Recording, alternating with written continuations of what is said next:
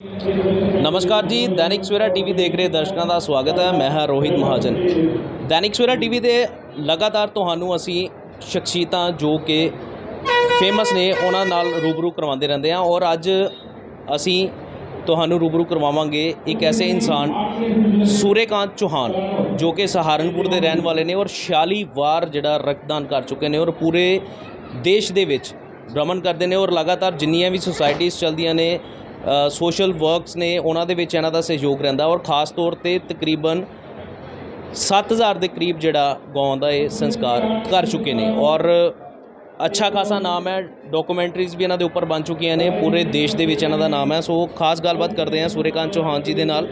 पहला तो तुसीं ये यूनीफॉर्म देख लियो, ये कोई आर्मी दे विच तां नहीं ने पर जिहड़ियां ये सेवावां दे रहे ने उन्होंने दे नाम करके ही ये जिहड़ी यूनीफॉर्म इन्होंने पाई हुई है और खास तौर पर सैनिक दियां जिहड़ियां सेवावां रहिंदियां ने वो बॉर्डर के उपर रहिंदियां ने और ये समाज दे विच जिहड़ियां अपनियां सेवावां दे रहे हैं। सब तो पहले सर स्वागत है तुहाडा दैनिक सवेरा टीवी शेयर के साथ। मैं Vijaykant Chauhan, organise by Vande Mataram Mission Ek Chingari trust Saharanpur. मेरा उपनाम जूनियर भगत सिंह नाम सारा देश जानता है मुझे और मैं आपके इस चैनल को दैनिक सवेरा को नमन करता हूँ, प्रणाम करता हूँ और आपके सम्मान के लिए एक छोटी सी कविता के माध्यम से आपका सम्मान करते अपनी भावना रखना चाहूँगा कि देश से बढ़कर और क्या है, देश से बढ़कर और क्या है, ना पूछना है ना पता है, देश से प्यार हो गया है, क्या यही मेरी खता है, हम कब होंगे शहीद, ए भारत माता तेरे चरणों में, क्या तुमको कुछ पता है, ना ख्वाहिश है कुछ पाने की, इस देशभक्त परवाने की, क्रांति जी उठे हर हिंदुस्तानी दिल में, बस इतनी सी आरजू है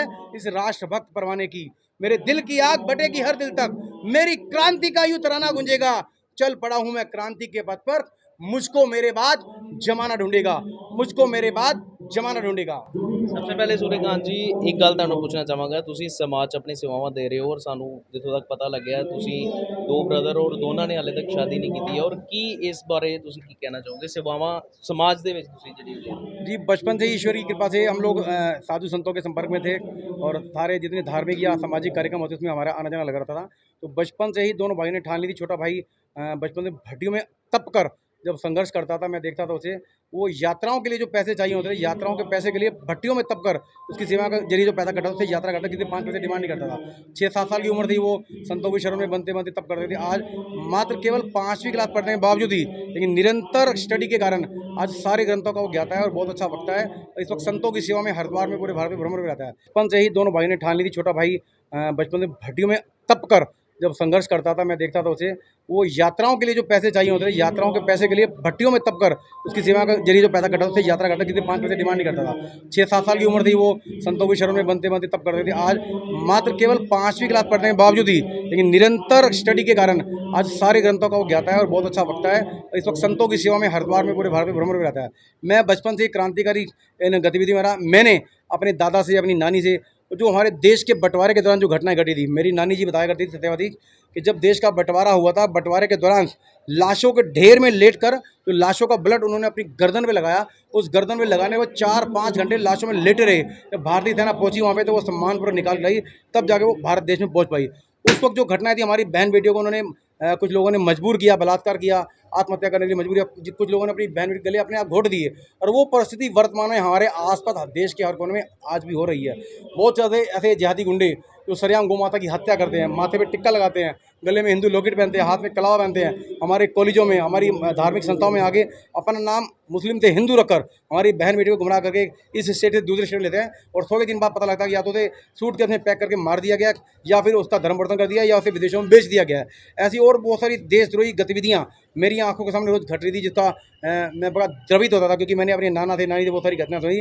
तो दिल दिमाग में हमेशा भगत सिंह के जो संस्कार थे, भगत सिंह के जो जज्बे थे, उनके गीत कविता थी, जो उनकी फिल्में देखी मैंने, वो ऐसे घुस गई कि ऐसी प्रवेश करके आज तक निकल नहीं पाई। तो मैंने भी संकल्प लिया कि मैं मैरिज नहीं करूँगा और मेरा पूरा प्रयास रहा कि 23 साल तक मैं शहीद हो जाऊँ। 23 साल की उम्र तक मैंने बहुत संघर्ष किया, बहुत सारे मेरे सामने आमने सामने फाइट हुई। मैंने जो हमारे क्षेत्र के अंदर देश के गद्दार थे, नशा विरोधी थे, जो नशे का व्यापार करते थे, अन्य गैर कानूनी काम करते थे, उनके खिलाफ मैंने संघर्ष छेड़ दिया और मैंने संकल्प लिया कि मैं अपने क्षेत्र को, मैं पूरा भारत को कंट्रोल नहीं करता, लेकिन अपने क्षेत्र जहाँ रहता हूँ, मैं इस छोटे से क्षेत्र को अपने जीते जी अपने आंखों सामने नशा, अपराध व अन्य गैर कानूनी गतिविधि मुक्त करके रहूँगा। मैंने संकल्प लिया और पूरे गाँव, अपने शहर में सारे पोस्टर लगा दिए कि आपको अगर ये बुराई नजर आती है तो इन बुराइयों का विरोध कीजिए और हमें सूचना दीजिए। और जब मैंने संकल्प लिया कि मैं अनग्रहण नहीं करूँगा जब तक अपने क्षेत्र को इस अपराध से, नशे से या भ्रष्टाचार से मुक्त नहीं कर दूँगा, गुंडागर्दी मुक्त नहीं कर दूँगा। तो हमारे शास्त्रों में लिखा है, जो व्यक्ति परोपकार के लिए, धार्मिक कार्य के लिए, राष्ट्रवाद के लिए या समाज सेवा के लिए कोई संकल्प पूरा करता है तो उसके संकल्प को पूरा करने के लिए प्रकृति बाधाएं दूर करती है, समस्त देवता मिलकर रास्ते बताई, सच्चाई है। दूसरा है, धर्मो रक्षित रक्षित है। जो व्यक्ति धर्म के मार्ग पर चलता है, धर्म उसकी रक्षा करता है। ये मैं प्रैक्टिकल अनुभव करता हूँ और इसे महसूस कर चुका हूँ। मेरे पर 100 से ज़्यादा बार हमले हुए हैं। कसाईयों ने 100 से ज़्यादा बार मेरी गाड़ी पलट दी, 20 बार मेरे पे गोली चलाई है। ऑन रिकॉर्ड जो सैकड़ों अधिकारी और पुलिस वाले इसकी गवाह हैं, लेकिन आज तक कोई गोली छू नहीं पाई, गाड़ियाँ पलटी, कोई खरोच नहीं आ पाई।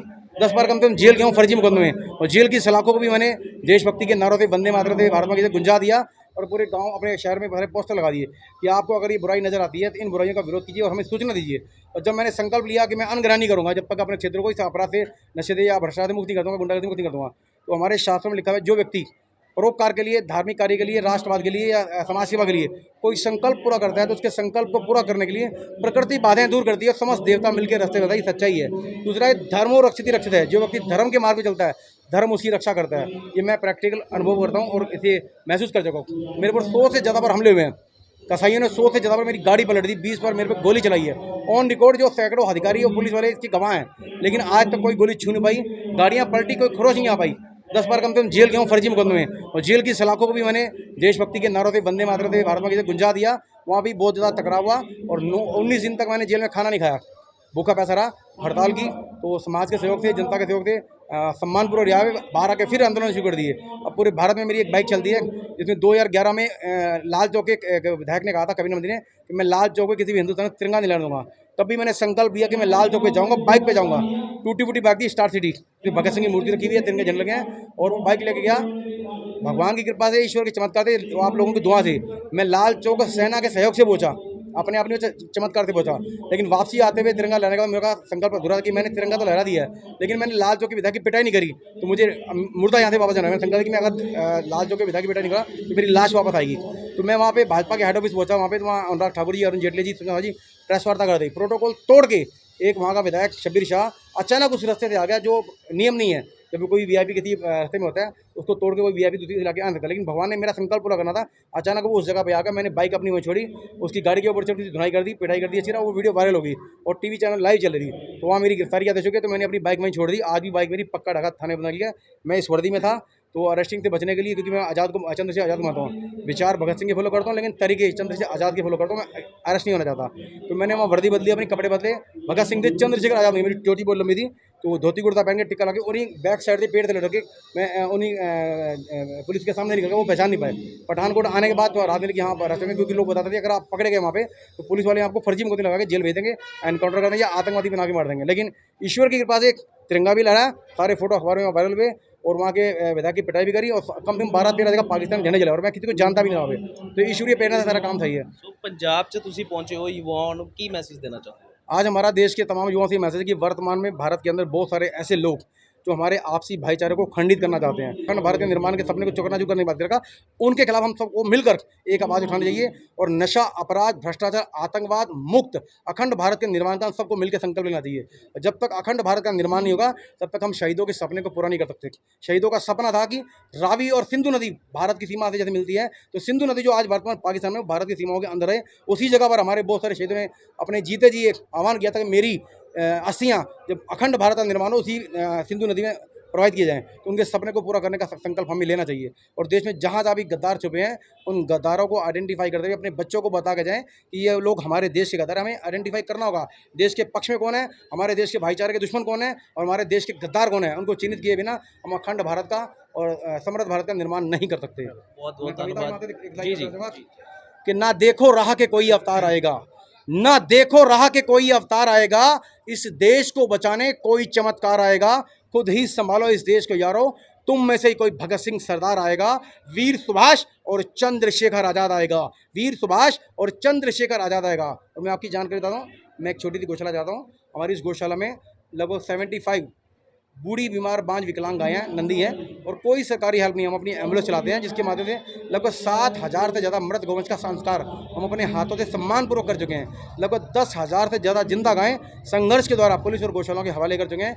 5,000 से ज़्यादा हिंदू बहनें जो जाने जाने भूलवश कुछ मुस्लिम देशद्रोही गद्दार द्वारा आइडेंटिफाई ना होने के कारण उन्हें गलती से शिकार किया, तो उनको वापस अपने धर्म में वापस लाने का प्रयास किया। और 500 से ज़्यादा ऐसी बहनें जो गलत शिकार हो गए, धर्म परिवर्तन कर चुकी थी, उनको वापस हिंदू में वापसी कराया हमने। और मेरी बाइक पूरे देश में घूमती रहती है, तो भगत सिंह की मूर्ति लगी हुई है, तिरंगे झंडे लगे हुए हैं और देशभक्ति के गीत गाते हुए गली गली गाँव और स्कूल कॉलेज में और कोचिंग सेंटर में युवाओं को प्रेरित कर दिया है, देश के प्रति जागरूक करती है। देश के जो शहीद उनके जो अधूरे सपने हैं वो क्या सपने थे, उनको हम पूरा कैसे करें, इसके बारे में जागरूक करती रहती है। जय हिंद जय भारत। ਧੰਨਵਾਦ ਸਰ ਗੱਲਬਾਤ ਕਰਨ ਲਈ। ਸੋ ਇਹ ਸੂਰੇਕਾਂਤ ਚੌਹਾਨ ਜੀ ਜੋ ਕਿ ਸਹਾਰਨਪੁਰ ਤੋਂ ਅੱਜ ਵਿਸ਼ੇਸ਼ ਤੌਰ ਤੇ ਗੁਰਦਾਸਪੁਰ ਪਹੁੰਚੇ ਨੇ ਔਰ ਇਹਨਾਂ ਦਾ ਇੱਥੇ ਸਵਾਗਤ ਵੀ ਜਿਹੜਾ ਭਰਵਾਂ ਇੱਥੇ ਕੀਤਾ ਗਿਆ।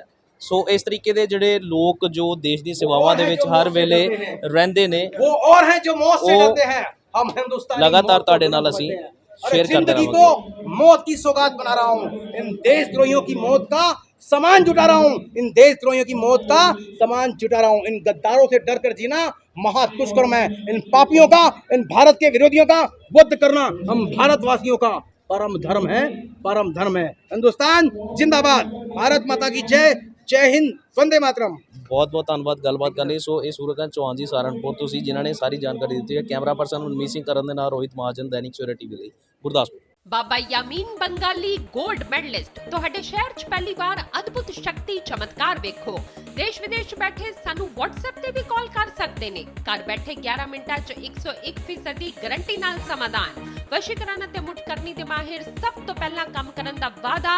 ਨੌਕਰੀ, ਪ੍ਰਮੋਸ਼ਨ, ਕਾਰੋਬਾਰ 'ਚ ਪਰੇਸ਼ਾਨੀ, ਘਰ 'ਚ ਝਗੜਾ, ਬਰਕਤ, ਔਲਾਦ ਕਹਿਣੇ ਤੋਂ ਬਾਹਰ ਹੋਣਾ, ਕੋਰਟ ਕੇਸ, ਤਲਾਕ, ਪ੍ਰਾਪਰਟੀ ਡਿਸਪਿਊਟ, ਗੁਪਤ ਰੋਗ, ਪੁਰਾਣਾ ਦਰਦ, ਪਤੀ ਪਤਨੀ ਚੰਬਨ, ਜਾਦੂ ਟੋਣਾ, ਮਨਮੋੜੀ ਵਸ਼ੀਕਰਨ ਕਰਵਾਉਣਾ ਜਾਂ ਤੁੜਵਾਉਣਾ, ਸੌਤਨ ਦੁਸ਼ਮਣ ਤੋਂ ਛੁਟਕਾਰਾ, ਸਦਾ ਲਈ ਰੁੱਸੇ ਨੂੰ ਮਨਾਉਣਾ, ਪਿਆਰ ਮੁਹੱਬਤ। ਬਾਬਾ ਯਾਮੀਨ ਬੰਗਾਲੀ 96 435 032 21।